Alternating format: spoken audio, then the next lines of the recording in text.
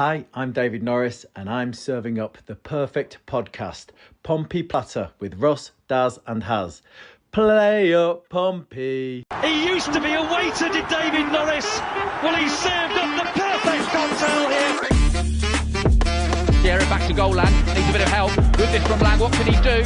Still there, Lang. Lang! You wouldn't believe it! Cross comes into the near post. Headers into the net! Shaughnessy! Surely Pompey are heading for the championship! Portsmouth are promoted as League One champions! Good evening and welcome to the Pompey Patter podcast. It's episode 27, Back to Away Day Blues. Now, there's a little bit of a change to the lineup. Don't worry, it's not another season-ending injury. Russ is just away on his hollybobs, and I believe he's got an all-inclusive package. He has said he might pop on at some point, so he's going to pop on and tell us how much he loves us in a pissed-up voice. But I am, as always, joined by Haz. How you doing, mate? You okay? Yeah, all good. All good.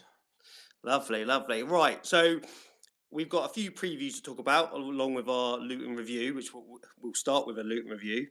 Then we'll move on to a Leeds preview, then our Plymouth preview, and then we will also be talking about our Preston preview as next week.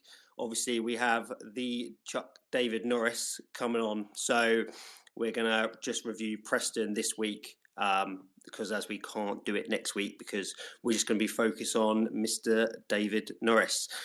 After our Preston preview, there will be a Harry's Who Am I? It's going to be me on my own unless Russ turns up, so I'm begging that he turns up. And then any other business. So, Haz, you're the only one I can go to. Luton, especially that first half. And I suppose let's start with the elephant in the room, the lineup, and particularly what was on everyone's lips. Who started centre-back? Yeah, I think during the press conference before in Messino's presser when he said that we'd be waiting, he wasn't going to release what the team news was or the injury news was with Matthews and Atkinson. Not really his style because he's been really, really good and really consistent in giving the information off. It's not like Cowley's. The Cowleys were quite secretive with it. And we're always kind of like, you kind of always took what they said with a pinch of salt, but Messino's always been pretty open and honest. But I think it was probably the right time to not be open and honest, especially obviously they would have known that Matthews is out for the season, and I don't really understand why they said 6 to 8 weeks for Atkinson, because that's basically the season anyway.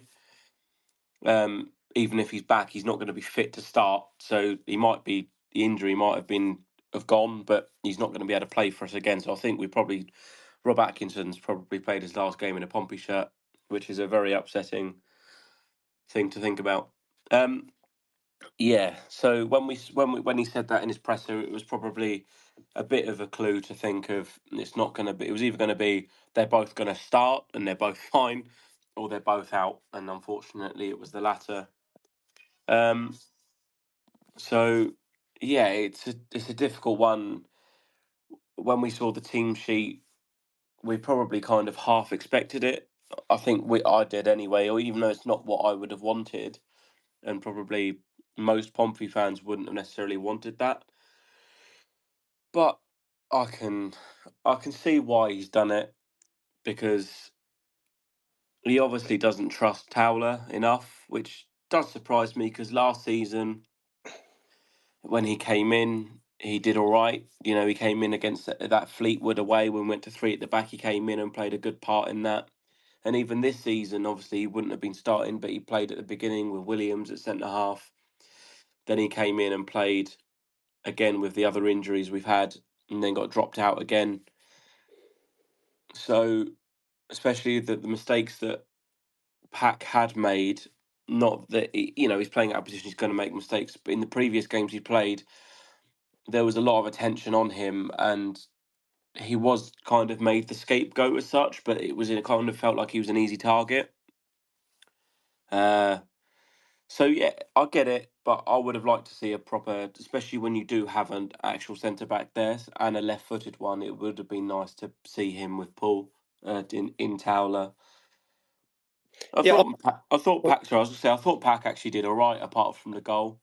I mean, both sent. Even Paul got absolutely bullied by Carlton Morris the whole game. They both did. So you can't pick on Pack for that. Apart from the goal where he got his feet, thought he was on the Strictly dance floor.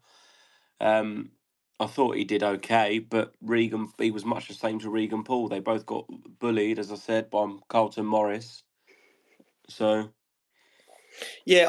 I think, as you said about the press conference and Messino not saying anything, that's the first time he's not really divulged any information. Like whether you took that as a positive or negative is a tough one, isn't it? And we were only going to find out once the team sheet came out. But from both of their injuries, it definitely looked like they weren't going to be in the 11. It was, or even in the squad. It was just going to be how bad they were. I'm hoping the 6 to 8 weeks for Atkinson is maybe more of we might see him at the end of the season, because obviously if he is 6 to 8 weeks, that is him out for the season. So maybe they're putting that on it instead of saying season over kind of thing. But again, with Pack starting as centre back, when we had Andrew on it, I did say that I said I just don't think it's the right thing to do too many changes. So it was only going to be Pack or Towler to come in. And whether Messino trusts Towler or not, obviously, because it looked like Towler was going to go out on loan, didn't it? But it looked like McIntyre was the better option to move on and keep Towler for cover, which I know a lot of people were saying you should have let Towler go as well, but it looks like a good idea for having him in the squad at least, because obviously he needs to cover. I mean, I said last week I would have started Pack, and when he said he was going to start him, I wasn't too bothered about it, because it was, I think, either or for me with him and Towler. I don't think it's the be all and end all, and it's not going to change loads of things. And obviously we'll get onto like the first half in a sec, but yeah, I think he might. I don't know if he's going to start Towler or not on Saturday. I suppose we'll do that in the preview, or Sunday, sorry, in the preview anyway. But I don't think the fact that Pack played at centre back, I think we could have played anyone else at centre back with Paul, like could have been Towler, and I think we still would have performed the same way we did. I think, yeah, and I think a previous kind of was down, like when Pack first moved back there, it was very new, and we actually did. If you look at the point, yes, he did make mistakes, but a lot of other team players did as well. Yeah, against But Preston if you in look his at first game, he was quality, I thought. yeah, because if you look at the points that we actually got with him playing centre back, they're not actually. We've actually done pretty decent, especially at home. Away, we have struggled, and he struggled at centre half. But if you look at the points, especially at home, he's actually done pretty well, and we've done pretty well with him there. So maybe it's just the fact he's a glaring outlier in the fact that we all know he's a centre mid playing centre half. Yeah. So when he does make that mistake, it's an easier mistake to go, haha, it's your fault, because we know he's out of position. It's been mixed when he's been there, but I don't think that Saturday was on Pack. I think the fact that Messino went back and put him there again, that was on Messino. So the fact that Pack did make a mistake, that's fine. But again, he similar to other mistakes that it seems that a lot of our goals conceded are of our own doing, just like this one. But there's not just one mistake. It's not just Pack's error that causes this. It comes from our fucking corner, for fuck's sake. Like, sorry for saying that word twice in 4 seconds, but how you can, if you look at the way that they were set up, Luton, they were ready for the counter-attack, because we only had 2 people back, and they had a line of people on the edge of the penalty box ready to attack, and that's exactly what they did. They got the ball and they got it up the pitch, and we were kind of scrambling back. And that was mistake 1. Mistake 2 was the players that were back, which was Swanson and can't think of the other player that was with him. Was Dazelle coming back? Was it Dazelle? I think. They I'm just just trying to imagine, even though I don't want to, I'm trying to imagine the goal in my head. I think it was Dazelle and Swanson. They dropped back and they kept dropping back rather than drop back and then not engage. They just kept going backwards, and that just enabled them, Luton, to just keep pulling up. Yeah, and the thing is, when you've got two of you, and you're usually trying to delay, like someone has to go and press then, because if you've got two of you, one presses, one covers. So I don't understand why someone didn't make that decision. I don't think they knew which one was going to. I think Dazelle did eventually, but I think he was waiting for Swanson to go. Well, yeah. I think he was waiting for Swanson, and then Swanson was probably waiting for Dazelle. By which point it's too late, and then it ends up on the wing, and then that's when it comes in, and Pack kind of tries to clear it. On another day, that doesn't hit the post. It goes out for a corner, and you're fine. Schmid could save it, and you're fine. It just happened to be right in the middle. So it's a whole line and a whole stack of errors that we've caused ourselves. It's not just on Pack and his bad footwork. There's so many other mistakes previous. And then even then, after it's hit the post and come back out, we've still failed to clear it, and Jordan Clark is awake and pokes it in. Yeah. So there's 5 or 6 mistakes, but because it's Pack playing out of position, he gets more of the attention, and I don't think it's particularly fair. But I just think that this particular result is on Messino. Yeah.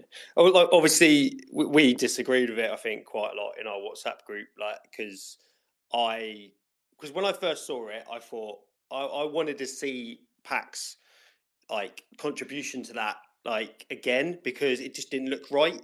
And then when I saw it, I felt sorry for him, because I don't think there's a lot he can do about it, because he's running towards his own goal, trying to get in sort of a defensive position, and when the ball's played across, the ball's literally played to his like standing foot. There's not really anything he can do about it. To be honest, it was a bad ball in from that. Was it Jordan Clark? Actually, because he played the ball and then he finished in it. Is it Jordan Clark or is someone Clark? Yeah, Jordan Clark. Yeah. Yeah. Because it's actually that his first ball into the box is quite a bad one, because it's not, like when Murphy has the ball, he puts the ball between the defenders and the keeper. I'm guessing that's what Clark was trying to do, but it didn't have enough like sort of bend on it, and it's just hit Pack's foot. If the ball is maybe a yard to half yard ahead of Pack, he probably clears that, because it's into his like running step. But I personally think he's unlucky, and I don't think there's a lot he can do about it. And I understand like sort of people will think he hasn't got his feet right and stuff like that. Totally understand that. That's fine. Like, but from my point of view, I think he's really unlucky, because I've not done anything like that, but I've been in that position where you literally can't move your feet because the ball's been hit at your like kind of your standing foot, and there's not a lot you can do about it. But yeah, it's a whole range of issues, and it starts with the bad cross from the free kick, and that was like pretty poor, and they just reacted quicker. I don't think we reacted particularly well as playing against a 3-5-2. I thought it might help us a little bit, because there's, especially for someone like Murphy, where he can attack down the sides of the back three. But he was coming up against, I can't remember the lad's defender's name, who sort of matched him for pace. Makoso. That's it, yeah. And I think he was really good. He pocketed Murphy. He did. And that's the thing. I think when you have someone like Murphy, especially away from home, and you have someone like Murphy and Richie were off of it, I think. O'Shea's tried his best to get involved, but there just wasn't a lot for him. And Bishop was up against like pretty much 2 to 3 centre-backs every time. And I think, even though I thought we did better in the second half, and I thought we were the only sort of team in the second half that was going to try and have a go, because I think they were happy to sit back. Because it seems like, is it Bloomfield, the new manager who's at Wickham? Yeah. I think he's a Gareth Ainsworth 2.0, I think, isn't he? And maybe he's doing that at the moment because of the plays he's got. But yeah, I'm just trying to think if we really had any clear-cut opportunities in that first half. Don't think we did we? I mean, we sort of huffed and puffed, but we didn't really create anything of good quality. No, and that was the that was the disappointing thing. I think we had no shots on target that first half. Mm. That's what was the disappointing thing is the fact that they're bottom of the table. They were in some pretty crappy form going in. They hadn't actually won a game since he came in, I don't believe. And then we'd won 3 on the bounce, and you can even go back as far as kind of go back as Burnley. From Burnley onwards, we did well against Sheffield United and obviously lost, but then we won 3 on a row. And you think we spoke with Andrew last week, and we kind of thought we all kind of went we can win here, but especially after the Oxford result, I would have thought that, especially away from home, that we've gone here, that we finally got that second win kind of done. We can push on, but we just looked like we went back to, as this very aptly named episode is, back to away day blues. We were just shocking.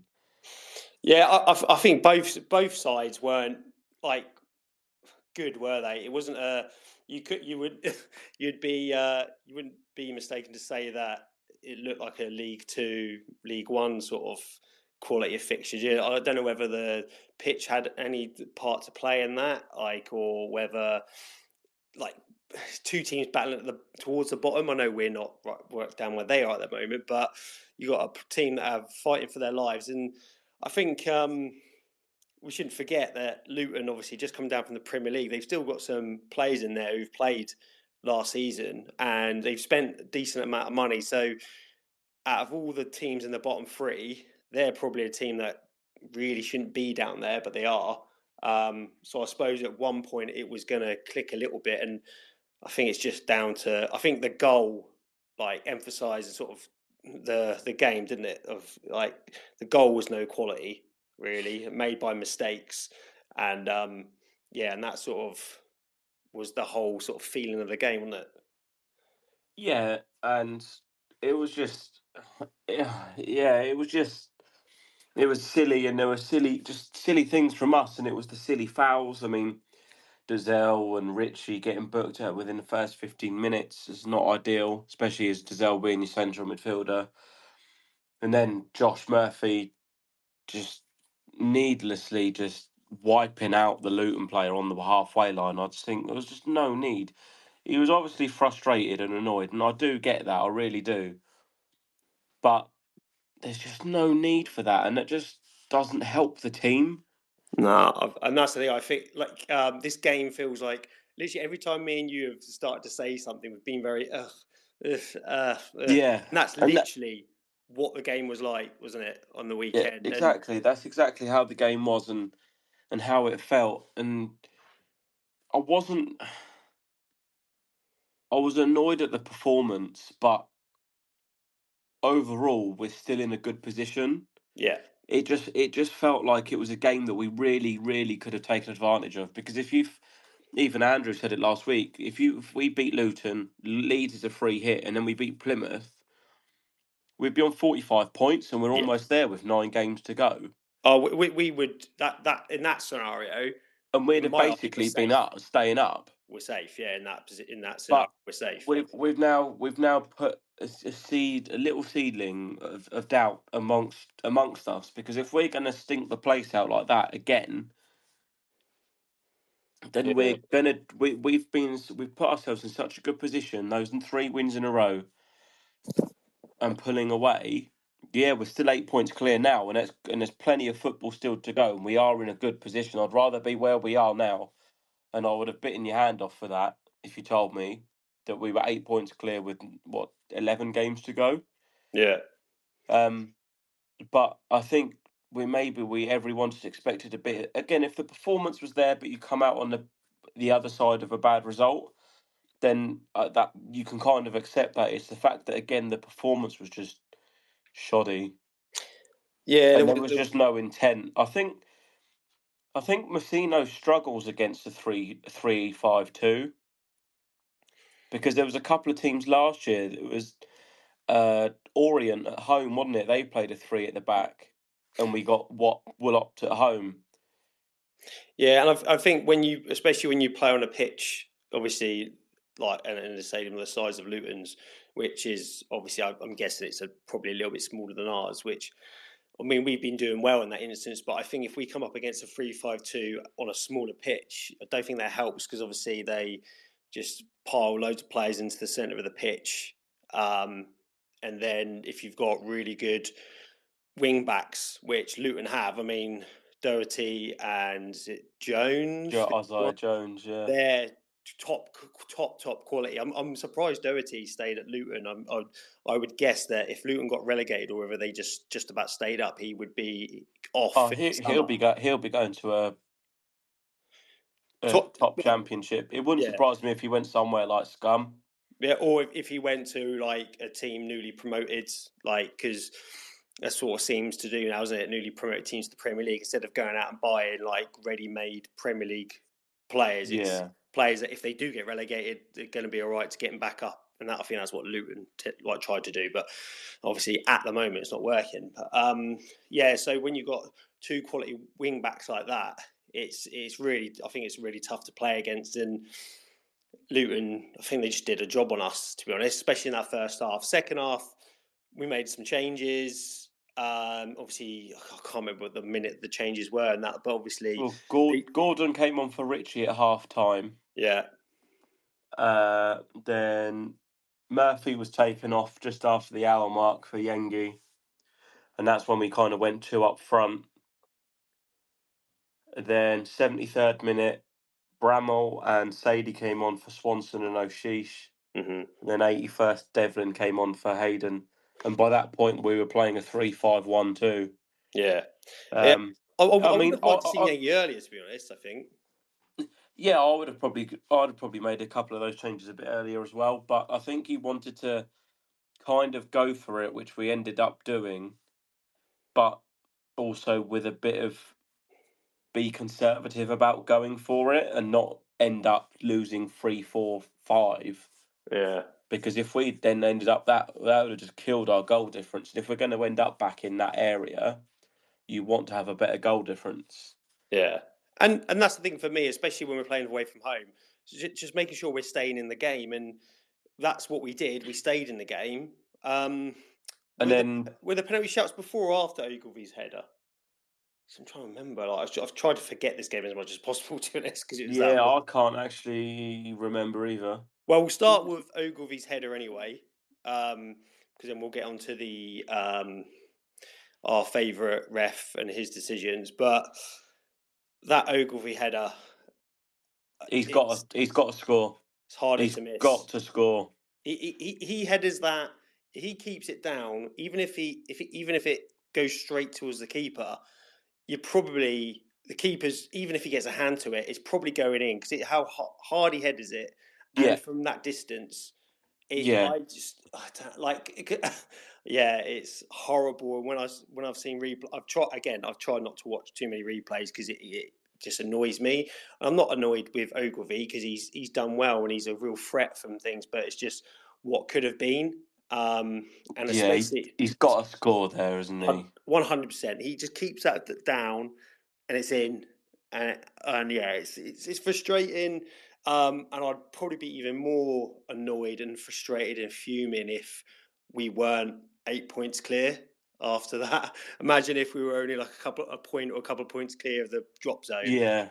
And that happens, it's because even if that went in and we ended up with a draw, how bad we were, we'd have gone, fucking hell, we got away with one there. Oh yeah, for me, when we play these teams, like if we get a draw, if we get a half decent result against Leeds, like a draw or something like that, and then we play Plymouth, because it's when we play Plymouth and Derby, for me, they're not like, I want to win them 100%, but then for me, they're not must-win games. If we can just keep them at distance. Yeah, it is better to win, obviously, but 100%. If you can just, basically, we just need to match the teams that are in the relegation zone and match their results for the rest of the season. Yeah, just keep them at arm's length, and if you can win more than them and extend trust me, I want the gap to be 100+ points, but like that's not where we're at. We have to sort of be quite sensible and like sort of pick your battles. And yeah, but I felt Sadie did all right when he came on. Obviously, he would have had an assist on his hands if Ogilvy would have finished that header. Yeah. So And then after that was the penalty shout, I think. was it. Now, like for me, I can't remember. I can't remember what commentary I was listening to. I don't think it was the Pompey commentary I was listening to. It was someone, but they didn't really agree that it was a penalty. And every time I've seen it, it's the most clear-cut penalty I've ever seen in my life. So, because it hits Naismith's arm twice, doesn't it? Well, the worst one is when he's turning his body. Yeah. So And the first one isn't a penalty because it hits him on its kind of way through. yeah, So that isn't a penalty. What is a penalty is, as you say, when it bounces and as he turns, accidental, obviously, but nevertheless, it impacts where the ball is going and yeah, where the ball ends up. He hits it with his left hand as he's turning, and it's a penalty. But I give up with officials, and especially Sam Allison. I can't expect anything less from him. yeah. Well, it said I something will when always bang this drum. If you play a professional sport, and that is your professional job, like your profession, as it is now for Premier League, Championship League, 1 League 2, National League, and probably below slightly. Some of them are. The referees in those leagues should also be full-time professionals. yeah, You cannot have part-time fuckers that are firefighters one time a day of the week, which I appreciate is a very hard job, but you cannot have people that do other jobs and then turn up on an evening or on a Saturday and then ref a professional game of football. yeah.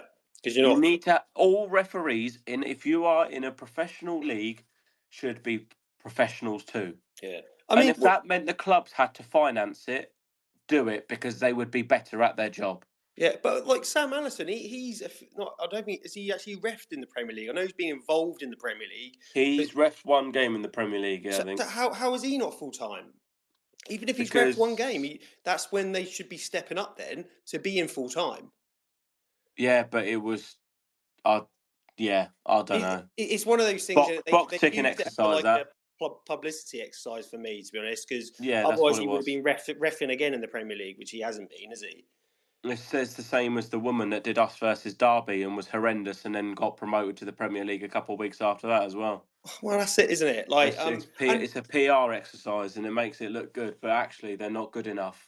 yeah, And that's nothing against them. There's a lot of championship refs that aren't good enough. 100%, and that's the thing. I don't mind refs making poor decisions and stuff like that because it happens. And I think I've said this on a previous pod. We can't hold refs to a different standards as we do our players, but because with players we allow them to make certain errors, mistakes, and stuff like that. Because again, it happens in the game. No one wants to misplace a pass. No one wants to do this, but it just happens. But when you have clear-cut decisions that should be made that you can see clearly, and he's not the only one there that can see it. Unless the fourth official is dealing with one of the managers or something like that, he'll be looking at the game because he or she can also give in their input from where they are. You've got the linesman as well, which he probably could have seen it as well because from his angle it looked like he could have. And then Sam Allison. So there's no excuse for it, to be honest. And I don't know whether was there a penalty shout before or after that incident. Again, both sets of fans thought he was crap, so that tells you everything, doesn't it? Yeah, it does. I can't remember. I don't actually.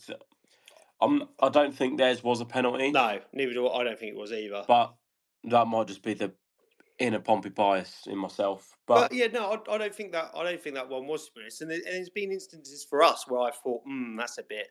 It's a bit touch and go for us when we've had a penalty and stuff like that. But you take it, don't you? I mean, the one against Stoke City at home, unless I think it's Lang, isn't it, who bowls over when he gets touched in the back.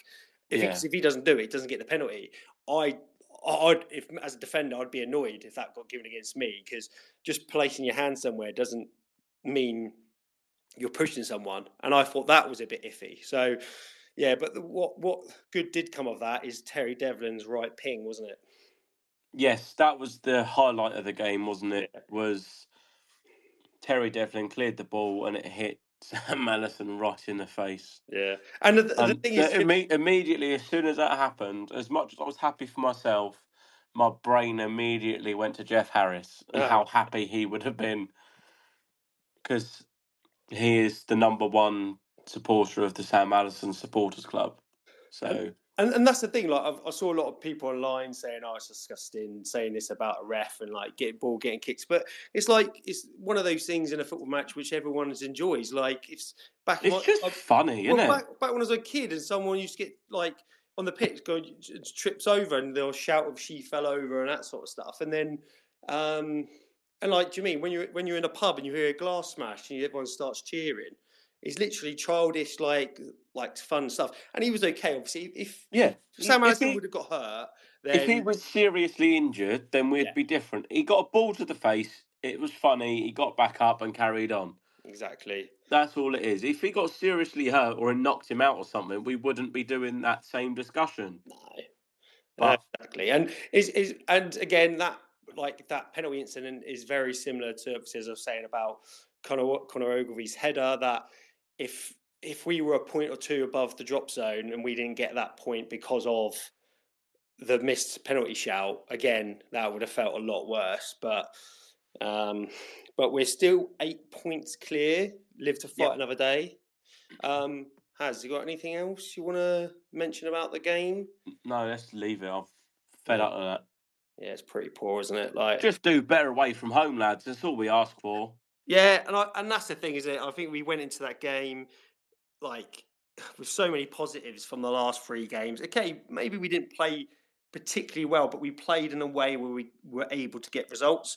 And you never like if their goal hadn't happened and all those mistakes hadn't happened and we had gone in at halftime 0-0, we don't know how the second half would have gone. Like I think you would have had Luton getting more frustrated, their fans getting frustrated, and that might open up little pockets. But when you give a team like Luton a 1-goal advantage with the players they have, because their defence is very good, it makes the whole thing so much more difficult. Because you give them it's like when you kick a man when he's down. Like if you don't, in football terms, kick a man when he's down, you give them the opportunity to have something to hold on to, and that's what we failed to kick a man while he was down. Because we really did go out in the second half, but they went really deep, but they just didn't do it. No. So you've got all of Russ's previews, am I right? Have you written them down? I have his predictions, yes. While I get them up, Miltos has joined us. Hello, Miltos. Good evening. You're on mute, Miltos. No? Yeah, hello, guys. Hello. My bad. How are you guys? I hope you're doing well. Yeah, so Miltos, how do you feel about the game away at Luton? As depressed as us? It was a pretty tricky game, to say the least. We knew it would be like that before the game. Luton were and still are in a pretty bizarre position, considering where they would probably expect to be before the start of the season. It was a difficult game, not the prettiest game by any means. And look, I don't think we played well.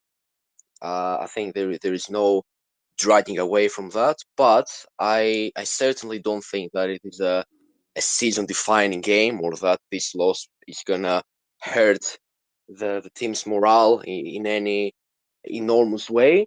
We could have obviously been better, and another win would have taken us to 4 on the trot and would have been nice. But it's now all about looking ahead to Leeds on Sunday, and hopefully we can put things right in front of our home fans. That is a fantastic segue, Miltos. Thank you. So yeah, Leeds preview. We have Leeds on Sunday. I keep forgetting that. I think Sunday, and it's a 12 o'clock kickoff, which is it is. the first time I've heard of that. Nice early start in Spoons. And it's also on Sky Sports as well as ITV, I believe, as well. So again, ITV. I don't think I've watched. Well, obviously I'll be at the game anyway, but I can remember Pompey being on ITV, and I'm pretty sure. So Harry, this definitely doesn't. You definitely wouldn't have known about this. I think it was a '96 season. I think it was. Yeah, it's been a while since we've had a game on terrestrial telly, hasn't it? It is, yeah. I'm not sure. Obviously, I think the only other games would have been the FA Cup games and stuff like that, wasn't it? Have we been on telly since the Hereford game in the FA Cup? Pass on that one. Have to be in Has versus Daz next week. We'll have to find that out.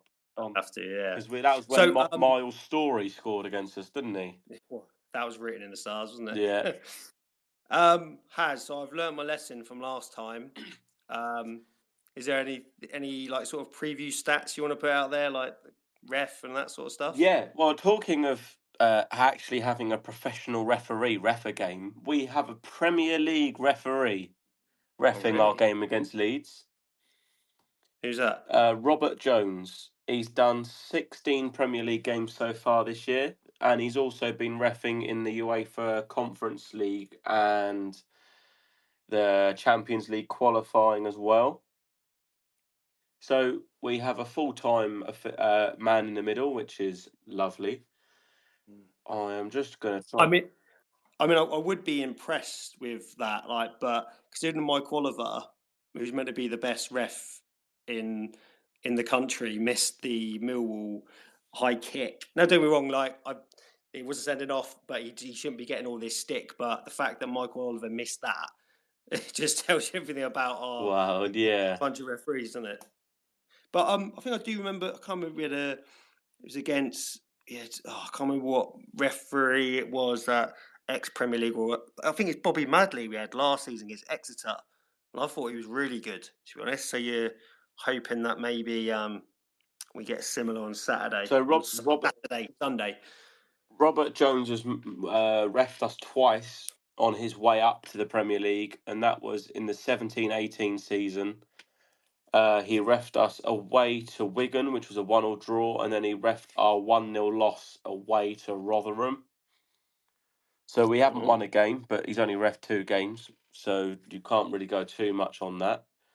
And those 2 games were at that time were results that probably should have happened. Well, the draw I think was a good one because especially that was Wigan when Paul Cook first went there, and I think he built that side. And then Rotherham, weren't they? So yeah. Connor Chaplin scored for us that day. He did. Header.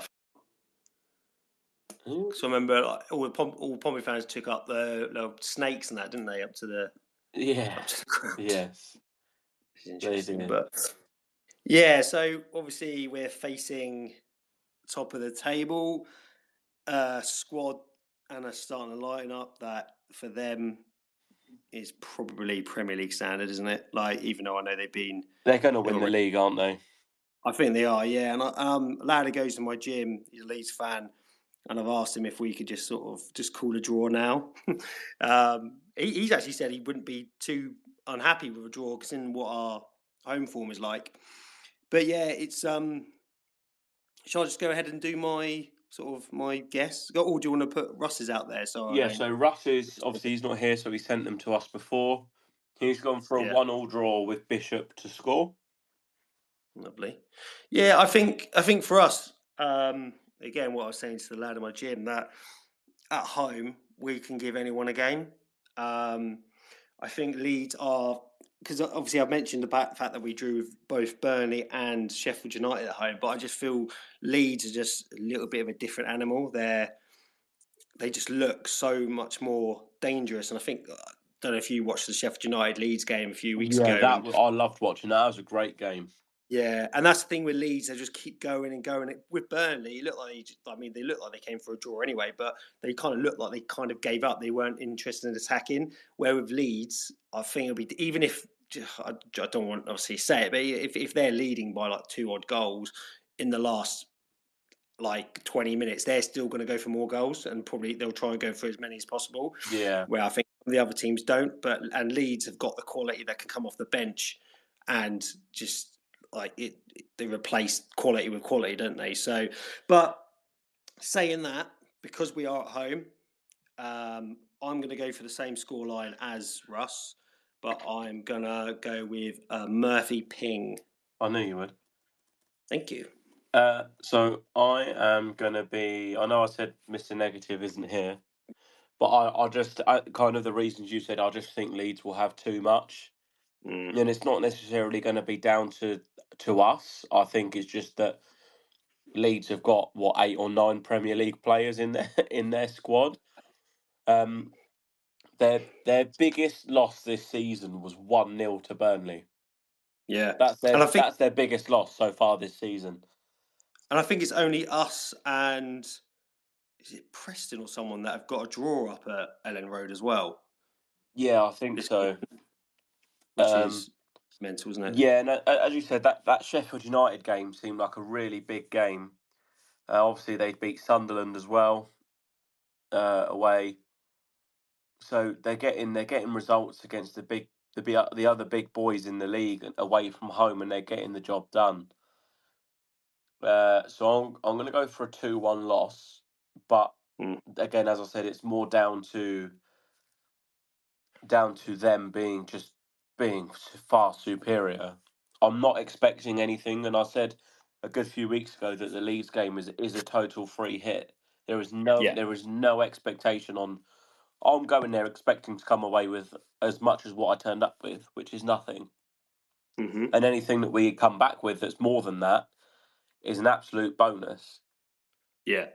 So, no, Miltos, as you're here, do you want to give a prediction for Leeds? Well, look, it's gonna be a tough game. There is no denial about that.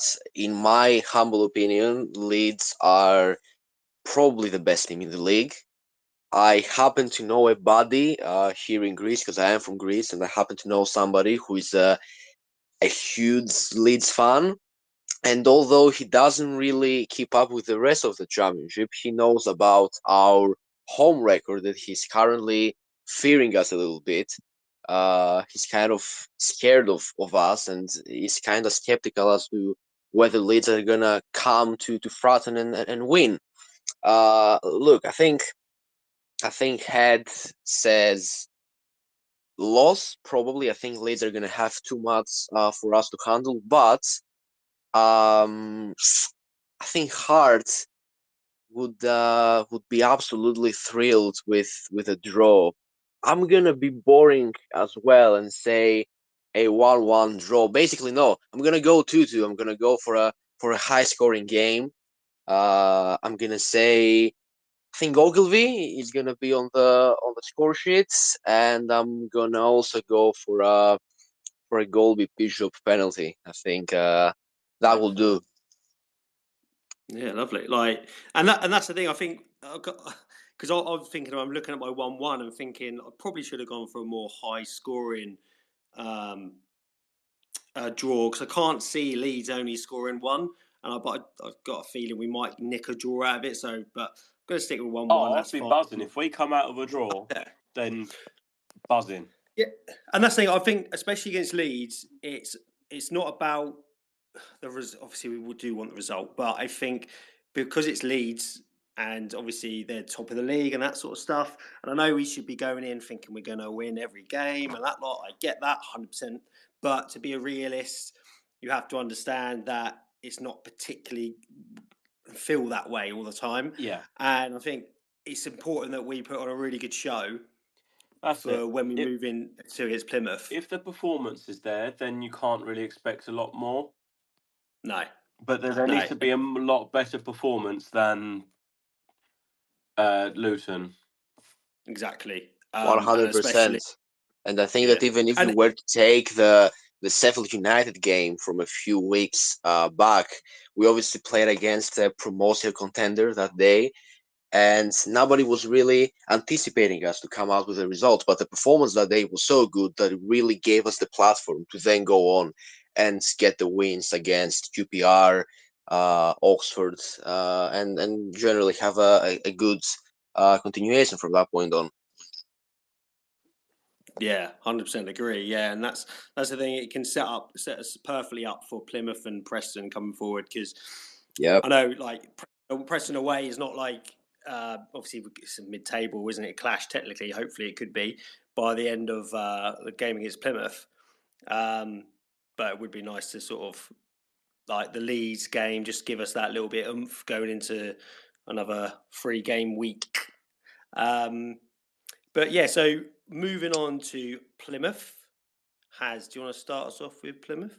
Yeah, so that's not Russ's predictions. Pompey have not beaten Plymouth since the 1st of September 2018. Yeah. There were, what have we had? 4 Plymouth wins and 5 draws. A lot of 2-2s in there. Yeah, the Desmond Derby. The Desmond Derby is better than the fucking Dockyard Derby, that's for sure. Yeah. Obviously, the last time out was one of our better performances of the season by that point in November. And Tom McIntyre and Regan Paul decided to just go walkies, and that was when typical ex-scummer Michael Obafemi scored, and we lost 1-0. Wasn't really on the balance of the game. We pretty much dominated from start to finish. But as with football, as proven last night while watching PSG Liverpool, you can dominate and have 27 shots, but it's the one that goes in the back of the net that matters. The referee for this one is a solid Championship referee in Matt Donoghue. He's refed us twice this season. I'll draw away at the Riverside, and then I'll draw at home to Sheffield United. So he's refed, and before that it was 3-4 seasons ago in the EFL Cup when we lost 4-0 to Brighton. So it's been a while, but 2 draws so far this year with his refereeing standards. So let's hope that there's something better than that. But I'm going to go straight in there. 3-0 win to Colby Bishop. That is Russ went for 2-0 Pompey with a Murphy goal. Right. So yeah, I think for us, again, I don't want to because I'm not going to contradict myself. What I said earlier about playing teams towards the bottom in those bottom 3 is about potentially just not losing in my eyes, and people could say that's a negative way of looking at it, a defeatist way. I couldn't care less. But we're at this point of the season now where it's important we don't allow to lose any points, like a point or 3 points or that. If we can come away with at least a point, it's better than Plymouth catching up with us a little bit more. So, but I still think we're going to win. I'm very positive. Watching Plymouth against Hull City the other day, Plymouth really had nothing. So it's really important for us to. What we didn't do against Luton is to definitely kick someone when they're down, and we need to do that against Plymouth on Wednesday, I believe the game is. I'm going to go for a Pompey 2-0 as well. I did have Bishop as one of the goal scorers, but I'm going to go something else because we're going to mix up a little bit, and we're going to go. Do you know what? I'm going to go Regan Paul, and he's going to get one from a corner because I don't think he hasn't scored yet. I don't think. That's if he's not injured by them. Yeah, well, don't say that. Don't tempt fate. Because, yeah, it's where we were a couple of weeks ago. We were inundated with a ridiculous amount of centre-backs. Now we're back to where we were. Now we've got 2. Yeah, we're not... Well, yeah, when one doesn't even start. So, Miltos, what's your preview? What's your score prediction?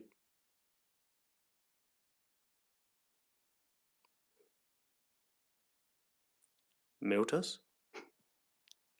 Oh, he's not there. Speaker on and off. Right. Well, Miltos, you there, mate? Nope. Okay. Never mind. It's just a right Alan Partridge moment, isn't it? It is. Miltos. Dan, right. Well, we'll move. Dan. We'll move. I can confirm I am alive. There he is. I don't know what is going on, but my mic is having its own problems. Yeah, It's having I a can hear Luton you guys town and away can talk to performance, you. by the sounds of it. Yeah. All right. So Plymouth. Yes. I can't keep forgetting about all the times that we drew to Plymouth. But I will be optimistic, and I am gonna say that it's finally time to beat that team from Devon. And you know what? We haven't had a scoreline like this season under the last of Farnham Park midweek. I'm gonna go for a 4-1 victory. I think, and I hope, and actually, I think we are more than capable of doing that. We can turn them over finally. I'm gonna go with a Joss Murphy wonder goal. Gonna say Regan Poole to score from a corner. Then Colby Bishop and Andre Dozel with his second goal from the club. Oh, Dazell's a shout, that. That is a good Let's shout. hope he scores it from further than 2 yards. Well, that's the thing. I think Hopefully. if we're like 2 or 3 up at that point, then that's where like a Dazelle might be able to get in on the act, isn't it? So, yeah, I mean, let's hope that we come out with one of those results we've picked, because that will see us a little bit more clear of the relegation zone. And if we can get a good result on Wednesday, that could tee us up for the last game before the international break, which is Preston away. I think do you want to let us know Russ's thing, and then I'll just do mine? Yeah, Russ went for a 1-1 draw, Ogilvy to score. Lovely. And they have drawn, on their form, they are unbeaten in their last 4 at home. Obviously, they've still got 2 games to play before we're there. Yeah. But 3 draws, and they beat Burnley, but that was in the FA Cup. So yeah, and like I can't remember, was it last season Preston were like they drew pretty much like 10 or 12 games on the trot, and I think it was like 0-0 most of the games as well. I'm gonna be like, I mean, is a draw positive, but a draw is for me positive away from home. Other people might not think that. But I think getting any draw away in the Championship is a good draw and a good point. I'm going to go 2-2. I'm going to go Desmond, and I'm going to have Josh Murphy again to score. He's going to have a good game week, in my opinion. Miltos, do you want to let us know your one quick? And then we'll move on to Hans. Yep. I am gonna go with an ugly 1-0 win, and I use the characterism ugly because I feel like this could be one of those games where we don't necessarily play our best football. I think Preston, like you said, I also remember last season they were that team that kept drawing and drawing a lot of games. So I'm gonna go with a not so spectacular and most. I'm not gonna go for the best wins of all time. I'm gonna go with a 1-0 win. I'm gonna say that Josh Murphy is gonna score. And honestly, I wouldn't be too bothered with a poor performance against Preston. Every win is a good win. And we haven't had many of those away from home, so I would be really pleased with that. Yeah, no, spot on. Any win or any point away from home, especially in the Championship, is a good point. And we're at the business end of the season now, so it's about picking up those points rather than performances. But they do kind of go hand in hand, because if you turn up and play terrible, you're more than likely not going to get the result you want. Yeah, so Preston have drawn the most games in the league, or joint with West Brom. They've both drawn 16, which is 4 clear of the next team. A couple of teams are on 12, so they are draw FC, really. I'm going to go for a Desmond as well. I'm going to go for an Isaac Hayden goal. Ooh, but that'd be his first goal, wouldn't it? Yep. He didn't score, Jesse. Yeah, Has it he would. scored? No. Oh, nice. So, I mean, we've been relatively positive through our previews and our like predictions and stuff like that. Obviously, a couple of us have got losses against Leeds, but that's not the end of the world. I think it's if we can get, 4 points at least would be perfect From the next 3. Yeah, Yeah, you take that for would sure. be a good return. I wouldn't say perfect. Perfect is 9 points. Like 7 would be a dream. 6 would be even lovelier. I'm not going to keep going down because I'm trying to work out how the points would get there. But yeah, you could have 5 and 4. Yeah, I think 4 is probably the minimum we probably could do with. Yeah, and I don't really. Obviously, I suppose the only game which I just don't want to lose would be the Plymouth game. Yeah. Because if you lose to either Leeds or Preston, it's not like they're gaining on you. It's the Plymouth game which is important for me that we don't lose. For me, to be honest. Absolutely. Again, people can say that's defeatist and that sort of stuff, but I don't really care. Like, you have to sort of go at this with a level head and think what's best in the long run. And in my opinion, making sure we don't lose that game is the be all and end all for me this season. Well, this week. Right, lovely. That's the previews done. Shall we move on to Harry's Who Am I? Oh yeah. Lovely. Miltosh, you can jump in and help me on this as well, because if it's just me, it'll be just me and my thoughts, and no one wants to know them. I will be your guest. Cheers, mate. Here we go. Because I'm guessing Russ is too steep. Oops, sorry.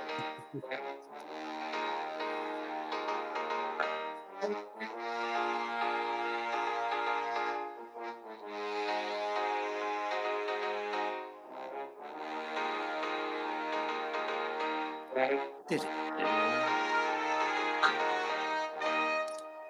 Ooh. Right. Sorry, Daz. I didn't realise you were talking, and I'd already pressed play, so I made you be quiet. That was what I was just guessing. Russ isn't turning up. I'm guessing he's too steaming. No, too steaming. Probably. He's Fair up play. there. He's probably got one of the red jackets on in Butlins. Yeah, he's on there having a little dance.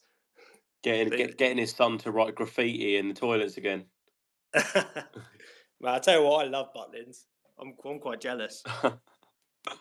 Right. Before we go on to our favourite English destinations, clue number 1. I made 109 appearances for Pompey, the most for any club I made. Oh, man. Oh. That could be a whole range of players. That could be a lot of players, yeah. I'm just trying to think. He might have been as longer. 109 games, you said? Yeah. Right. Yeah, that could be a hell lot of players. One of those ones you have to just throw out and then move on, I think. Any guesses? Wow.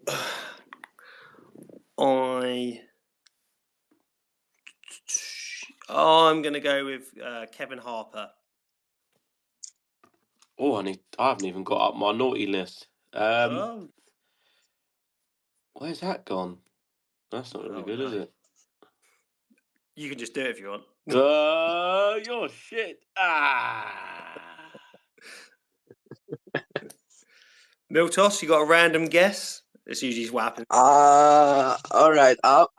I'm gonna just throw a name out there. I'm gonna say Lee Brown for whatever reason. Lee Brown. He's found it. I found it. Found it. Right. Clue number 2. I played with Nicky Shorey, Noel Hunt, and Isel McLeod, but not at Pompey. Jeez. Nicky Shorey, Noel Hunt.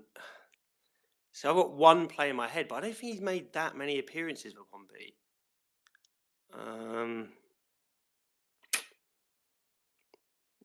There's a couple of players there, but again, I'm torn between. I'm going to go with David Kitson.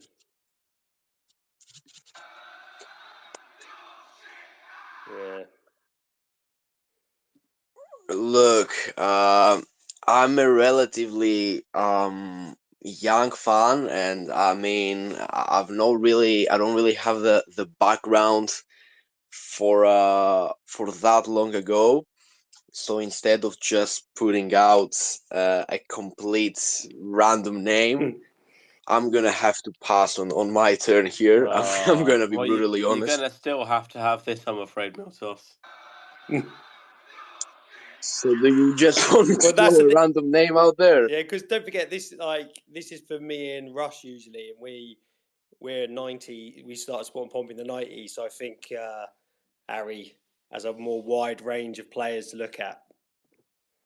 So, Yeah, all right. So don't take it personally, Miltos. Yeah, I definitely am not. It's just because me and Russ are so old. Me and Russ are so old. That's the problem. Yeah. You yeah, both look well, it as well. Yeah, thanks. Okay, I'm just gonna put a name out there. Probably a horrid prediction. Not prediction. Yes, sorry. I'm gonna go for can't even think of one. Well, Vince Hilaire. I don't know why. Yeah, bring it on, bring it on. I like it. That's the way I like it. Yeah. Right. Your third and final clue is once I retired, I worked in my father's hardware shop, and I still work there today.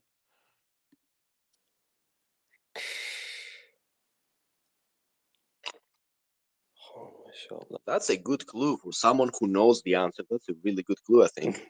So he's played with Nicky Shorey, Noel Hunt, and Eyes on McLeod. Yes, but he didn't play with them at Pompey.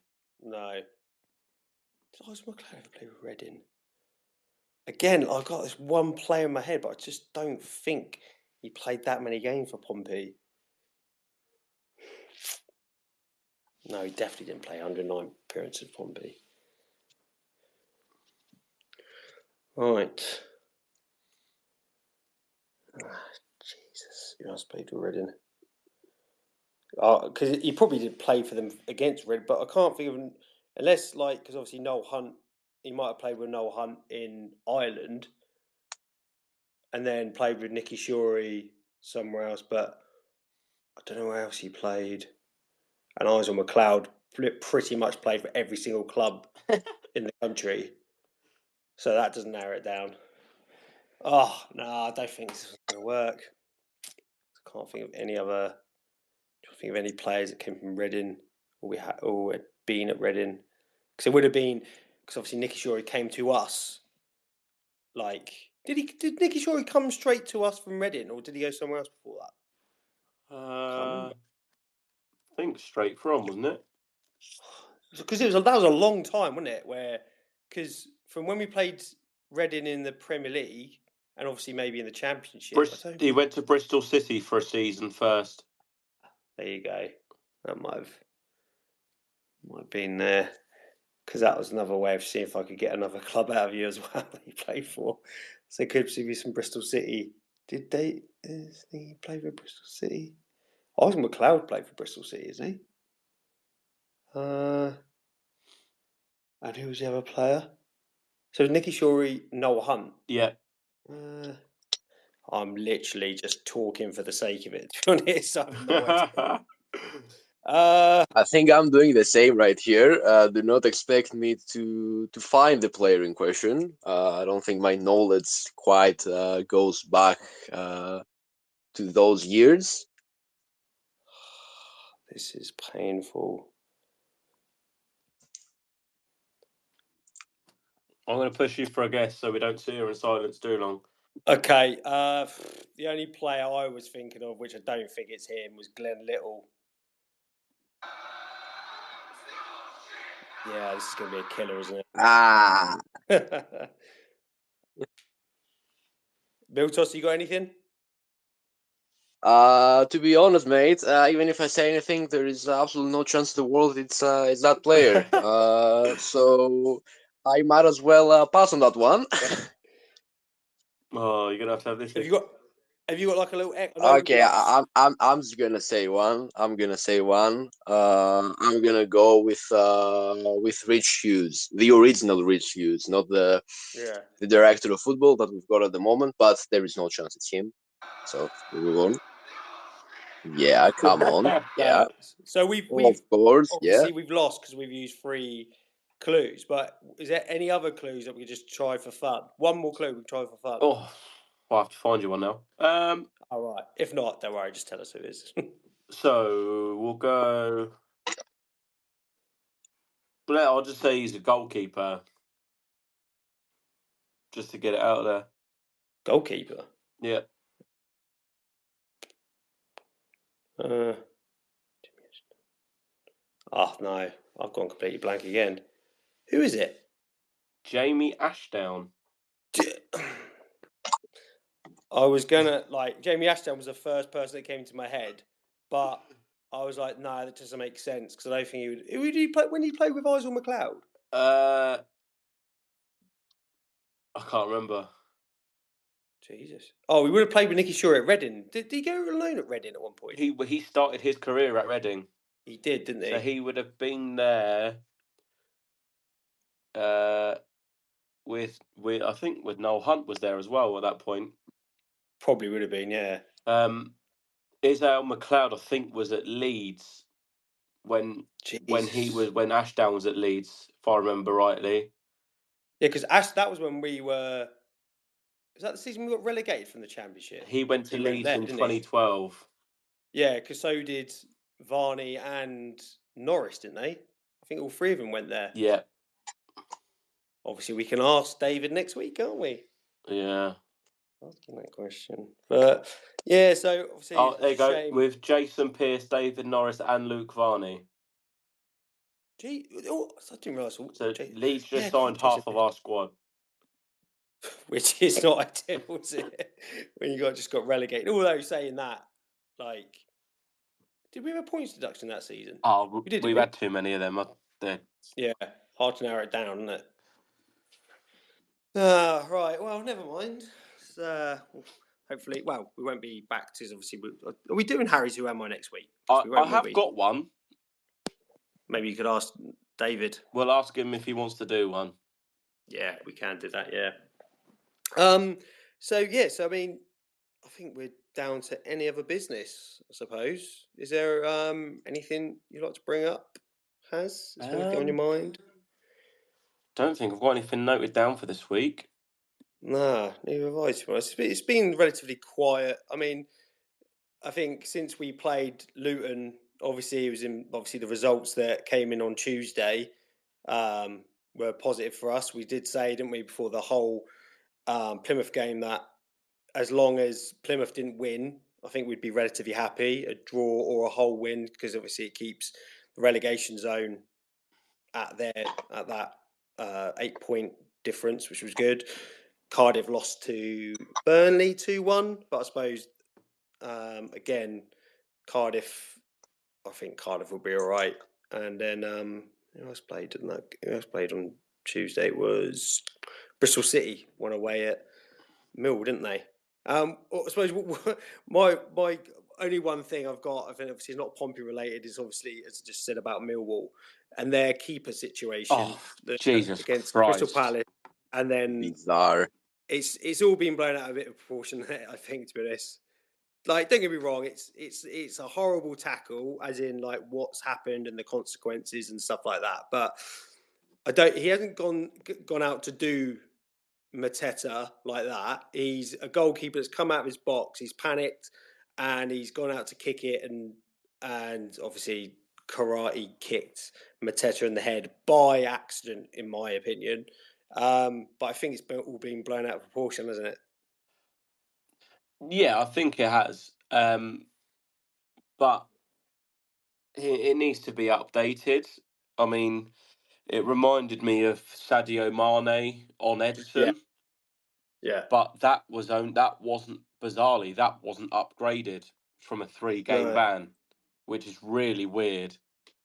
But I think this should probably go up to probably a 5 or 7-game ban, something like that. That's the thing for me, because I heard Jason Cundy and Jamie O'Hara talking about this, and for me, to be honest, I don't think it should. Like, I mean, it just depends, doesn't it? Like, 'cause as long as that's within the rules, I haven't got an issue with It's it. just because But it's the fact that can't just go changing it's things. not In my opinion, you can't. he didn't do it on purpose. You can No. clearly see that he's trying to get the ball. He does get the ball, but it's also then the balance of the fact that he's completely endangered an opponent. No, of course, You yeah. can't be kung fu kicking as a keeper. You cannot be coming out like that, out like 6-7 yards outside your box and kung fu kicking some. Bearing in mind how tall Jean-Philippe Mateta is, Yeah, it's impressive, it's isn't not it? like he's kicking Connor Chaplin in the head. He's kicking a No. 6'2", 6'3" big striker in the face. Yeah. So the fact his foot is like nearly 7 foot in the air is not ideal in at all. And you can say there's no malice in it, and he shouldn't be thrown to the sword. I know there's people saying he should be banned for the rest of the season and stuff. I mean, that's utter bollocks. It's, But well, it's the whole when people say if you did that in the pub, or on the street, you'd be arrested. It's like, yeah, but you're not having a 11-a-side kick around on the high street after a night out, are you? So it's totally yeah, different scenario. exactly. I think Like, I just think it should probably be up to a 5-game ban, and I think that's probably I suppose what did because it just came into my mind then, because wasn't it Louis Thompson that sort of had a high boot against, was it Sadie last season against Stevenage? yeah. Because that was Yeah, big, yeah. but I don't. Did he get a straight red for that? It was just another yellow. I can't I remember. can't remember, but then you got to look at when Joe Morrell got sent off for a high boot when it was 2 foot off the ground. Yeah, it's one of those things for me. If the an extra game ban and that sort of stuff, if that's within the like sort of parameters of stuff, then already I can understand. But I don't like the whole changing it for certain things, and I think the only reason that's happening is because of the amount of like media attention it's got, and I Yeah, don't think that helps with. And I don't understand why they did it. Was interviewing Jason Parrish at half time Steve because Parish. he's going to be human. And it's like I don't understand that it's like Leighton Orient when they played Man City, they started interviewing a Leighton Orient player when he came off the pitch and they're 1-0 up. It's like half time. Like, this ain't like the NFL and that sort of get off the pitch. I think they'd obviously pre-planned the fact that Steve Parish was coming down to talk to the BBC, Yeah. and it was obviously already organised, and they probably didn't feel like, oh, because of this challenge, we now don't want you to talk. No, the BBC would have loved it because they would have been like, right, we're going to get some good content here Yeah, because he's and going to be and fuming. and to be honest, I totally get it from Steve Parish. Oh, yeah, Like, he's concerned for his striker that he pays thousands of pounds a week, and he's just and the had to have rest. 25 stitches in his head. He's going to Yeah, be concerned. It's not great publicly. It doesn't look ideal, does it? The fact that no, the chairman of the other clubs come on to then basically slate it.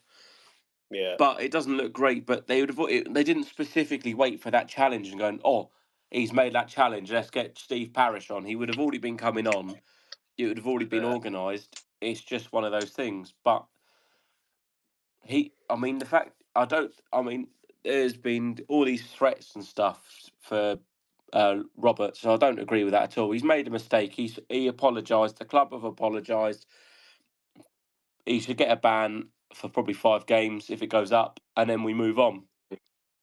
yeah. The thing is, what I do like from a Millwall stance is that how they've backed their player. They're trying to look after and protect him. I think Oh, they've they've done got to. quite well. And what I do like, and I know it might be a bit of shithousing and stuff like that, but I did. It made me laugh because it's typical. And it's something we would have done as well. Because I think us and Millwall aren't too far different in like sort of clubs and like sort of what we like clubs stand for. Because even though we might be both seen as a bit of a rough club and that sort of stuff. We do a lot of work in the community and we're really good at that. I think Millwall just got named Community Club of the Year last year, stuff like that. So I did like what the Millwall fans did when they held their own round of applause for Roberts. I think it was on the 8th minute, I think it was. So I'm guessing that was when the tackle was. Yeah, it was. Yeah, and I like that kind of, because that's the football fan kind of laughing at and like sort of sticking your fingers up at like the establishment and stuff like that, isn't it? And saying like, you can say what you want about our player, but we're going to back him. So I think we would have done something like that. Like, I think, as I said, Pompey and Millwall like human. I don't think it's too far off. And considering we're Millwall by the sea as well, it's something that we would have done, I think, to be honest. But, yeah, I think it's I think it's being blown out of proportion, but I think in the social media and media age we're in now, well, everything does. Yeah, everyone can chuck their 2 pence in, can't they? But yeah, is there anything else, Has, or should we leave it there? I think leave it there. Have a bit of a shorter episode, and as we said, next week is just going to be our special guest focusing on the career of Sir David Norris.